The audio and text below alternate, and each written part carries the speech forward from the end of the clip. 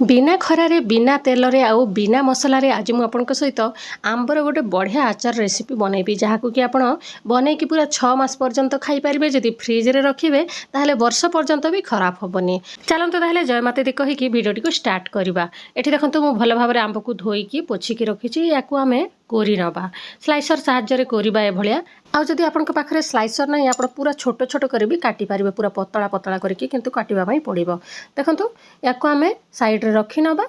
आउ एबे आमे कढ़ई किंबा प्यान रे भलिया जेतेक आंब काटिकी रखिथिले ताकू एथिरे देई दबा। आउ आमे जमारू एथिरे जेहेतु मु कहि सारिछि तेल कि मसलार किछि जमारू दरकार हबनी सेति पई आमे याकू बहुत ही भल भाबरे बनैबा पई पड़िबो। जेहेतु आचार बनौछे ना सेति पई मु एठी देखंतु गुड़ दे देइछि परिमाण अनुसार। आउ आपण निज मन पसंद अनुसार केते खट्टा मिठा करिबा पई चाहुथिबे से प्रकार गुड़ देबे।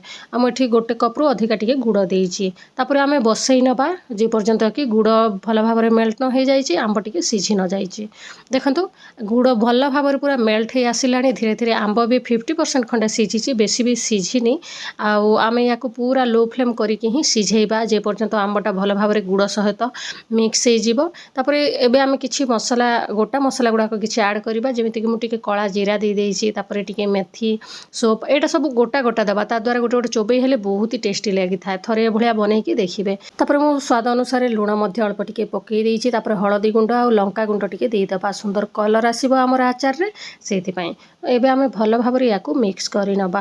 आ गोटा मसला गुडा को जो देइछे सेटा भी सिझिबा पई पड़िबो ना सेति पई आंब पूरा 80-90% खंडे सिझिले आपण एई गोटा मसला गुडा को पकेइबे। देखिबे थरे बनैकि खाइला बेलकु केते स्वादिष्ट लागिबो। एबे आमे भल भाबरे आउरी किछि समय याकू सिझिबा पई आउरी लीड लगै नबा। आउ आपनको एई आचार बनैबा पई 8 रु 10 मिनिट समय ही लागिबो काहेकि आमे कोरिकी करूछे ना शीघ्र सिझि जाए। एठी देखि पारुथिबे गुड़ भल भाबरे आंब को अब्जॉर्ब करि गलानी। गुड़र पानी जेतेक थिला सेटा सुखी गलानी आ आंब सहित भल भाबे गोळे हे आसिलानी। एबे भाबिनियंत हमर आचारटा पूरा रेडी हे गला ना। याकू आपण खरारे सुखेबे ना एथिरे तेल दरकार हबो। आउ आपण जदि बाहरे रखिबा पई चाहुथिबे बाहरे भी रखि पारबे किंतु फ्रिज रे रखिले बहुत दिन पर्यंत जमारू खराब हबनी। एबे आमे याकू भल भाबरे ठंडा करिकि ही गोटे जार रे भरिबा। सेमति रे आपण जमारू पकई देबेनी काहेकि ना गरम थिबा अवस्था रे जदि आपण डबा रे भरि दउचंती ताहेले भी फिंपी मारि जाए बहुत शीघ्र। सेति पई आपनको एटा को पूरा ठंडा करिकि ही भरिबा पई पड़िबो। एठी देखंतु भल भाबरे ठंडा हे गलानी।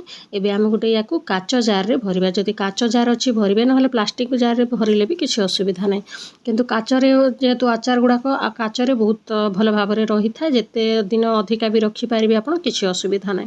एबे भल भाबरे आमे एयर टाइट डबा रे रखि नबा आउ लीड लगै नबा।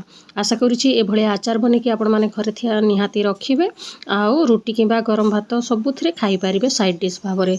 भिडियोटी शेष पर्यंत देखिथिबारु बहुत बहुत धन्यवाद।